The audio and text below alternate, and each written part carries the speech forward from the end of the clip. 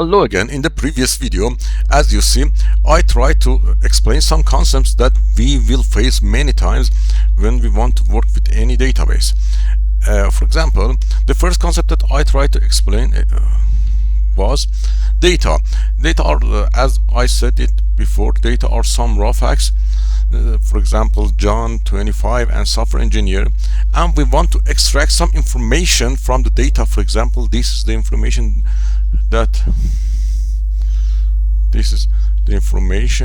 that I want to extract from these pure data, and I use database to extract this information from this data. And one type of database is RDBMS. And in this video I want to describe and speak more about SQL Server. SQL Server is one of the relational database systems. As you can see here, this is now the owner of SQL Server is Microsoft corporation, but I want to have a brief introduction to history of SQL Server. SQL Server, the first version of SQL Server, SQL Server 1, was created in 1989, as you can see here, 1989, and developed for OS/2 with Sybase. And after that, the first Windows version of SQL Server was in 1992, and the SQL Server was acquired by Microsoft with the first version of SQL Server that was created entirely by Microsoft was in 1995. And SQL Server after that have a really progressive improvements, and in SQL Server 2017 was the first version was the first version of SQL Server that has support for Linux systems. Amazing.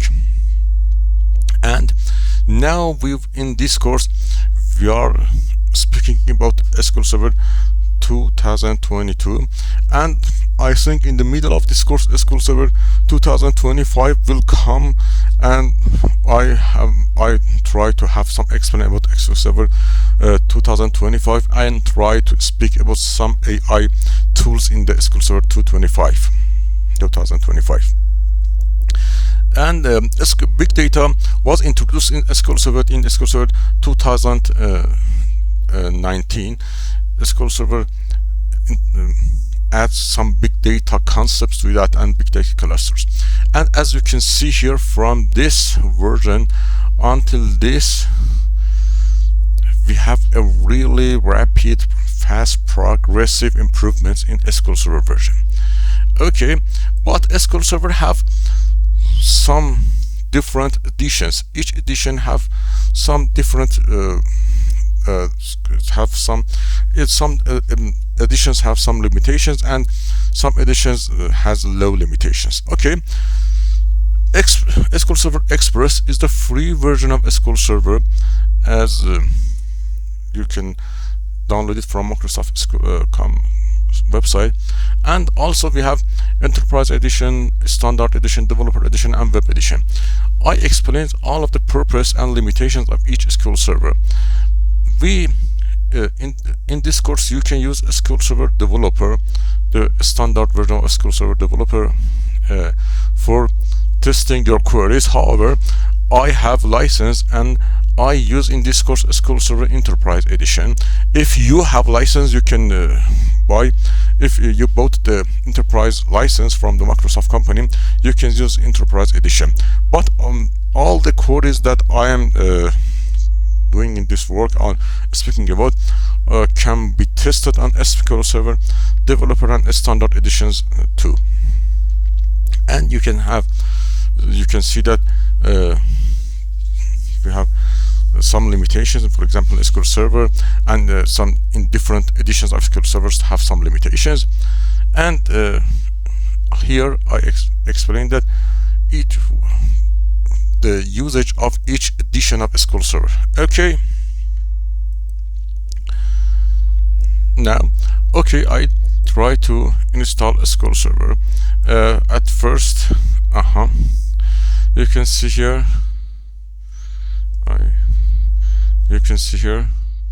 this is this website.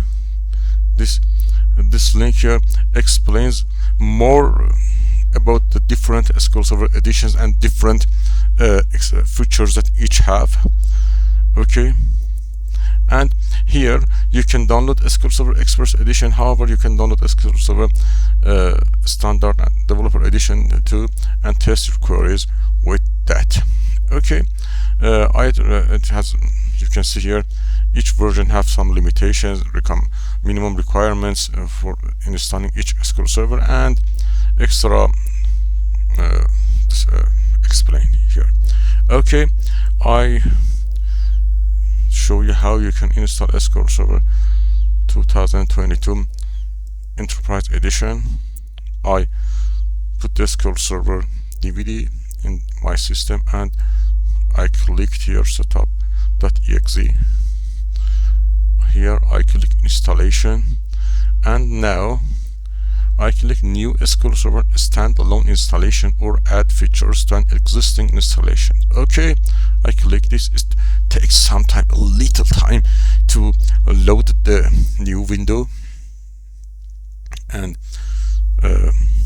here it takes a little time to load the new window. We must be patient. Okay, I pause the recording to until that SQL Server window setup window. Okay, SQL Server setup window is loaded.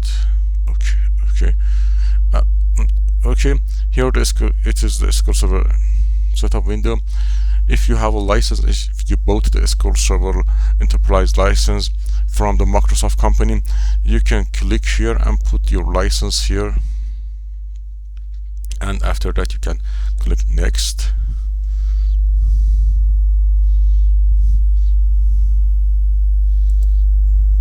Okay, I click this. That's enough for me. Okay, I click next. I accept the license terms and agreements statements. Click next. I don't want that much update the SQL Server. Now here it shows that, okay, if I can have, if I want, I can have a Microsoft Azure account and use that to log into the SQL Server and use the SQL Server from the cloud Azure service of Microsoft. I don't want that. Okay, I uncheck this and click next. Here I use the features that I needed for using with SQL Server. The minimum feature that is needed for anyone to use with SQL Server is database engine service, and I put this here. This is the minimum service that anybody needs. Here it shows that the location that this version will be installed. I put the root directory for SQL Server, and I say that here the root directory of this instance of SQL Server I want to be, and here I want to say that the shared features can be here in this directory, and this is the place for shared features for x86 systems. x86 systems means 32-bit operating systems. Okay, now as you can see here, we face with two concepts.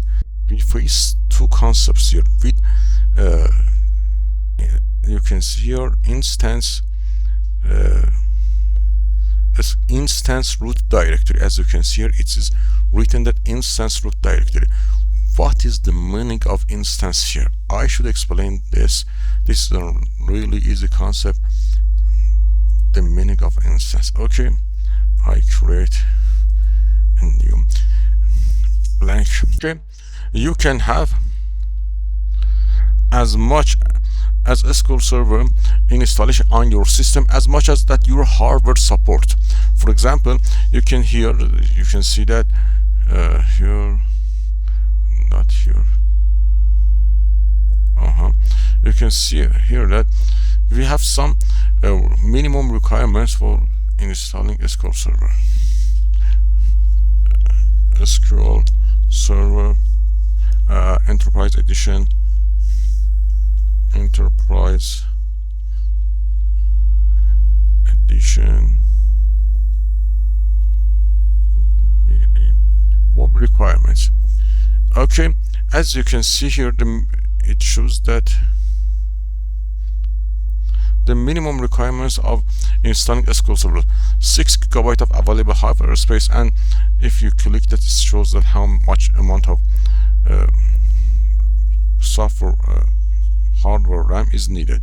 You can see here how much memory is needed, and as you can see here, you can have as much as in SQL Server installation on your system that your hardware support, but each installation is an instance. For example, the first SQL Server that I install is my system is default instance. The first installation of SQL Server in my operating system is called default instance. After that, I can have another SQL Server, for example, in another edition. This SQL Server can be Enterprise Edition, and after that I can install a standard edition of SQL Server,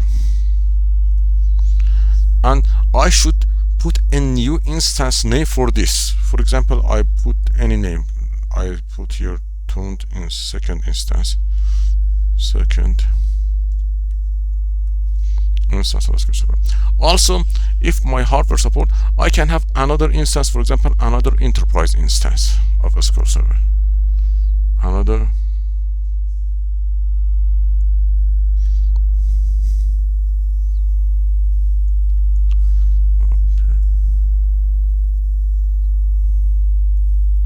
I can have another enterprise instance of SQL Server.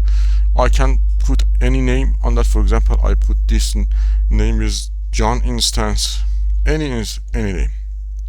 But each installation of SQL Server must have different instance name. The first instance by system is called default instance, and the other installation must have different name. Okay, must have different name. As you can see here, we can have many SQL Server installation in the system. Now I go to the SQL Server installation, and it shows that instance root directory. It is the default instance root directory, for example, for this default instance, and here shared feature directory that is placed for some different shared DLLs, short files between different SQL Server. And as you can see here, when you change any directory, here it shows that how much amount of hardware is required and how much amount of memory is available. Okay, I click next. For example, I choose the directory D. It shows that this will use this amount of C directory and this amount of D directory, D partition, and I have this amount available. Now I click next. Okay.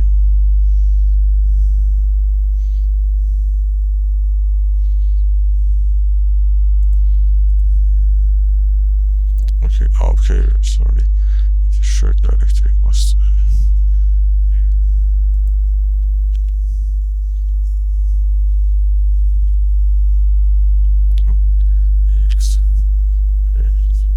this must have another. Okay, and programs, shared features. Okay. okay, because 32-bit file SQL Server installation files for 64 byte operating system and 34 operating system must be in two different places. As you can see here, this is my first installation as SQL Server and it's called default instance. However, I can choose another name for my first installation. I don't want that.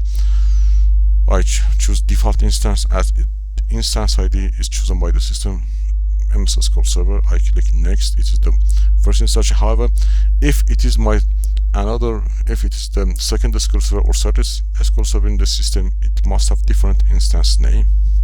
I click next.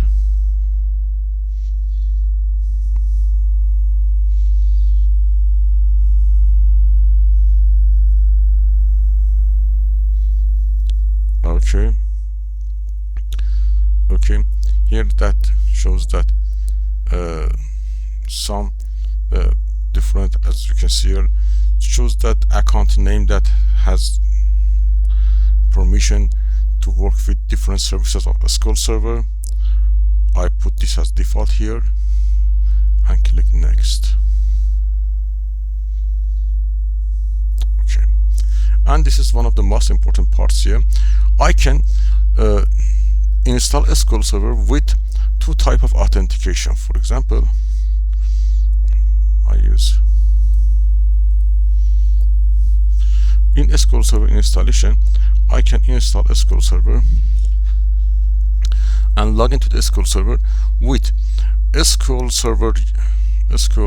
Server user or Windows user.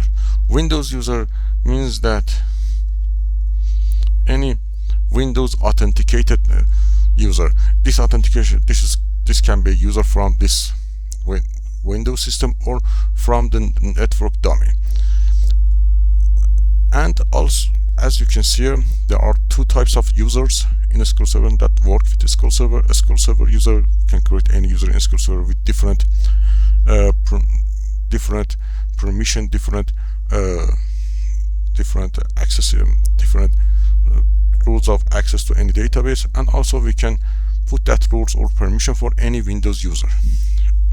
Now in the installation SQL Server, it asks me authentication mode.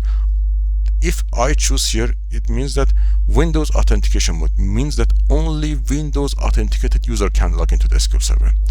But I want to choose mixed mode, means that any Windows authenticated user can log into the SQL Server, and also I want to have a SQL Server user too.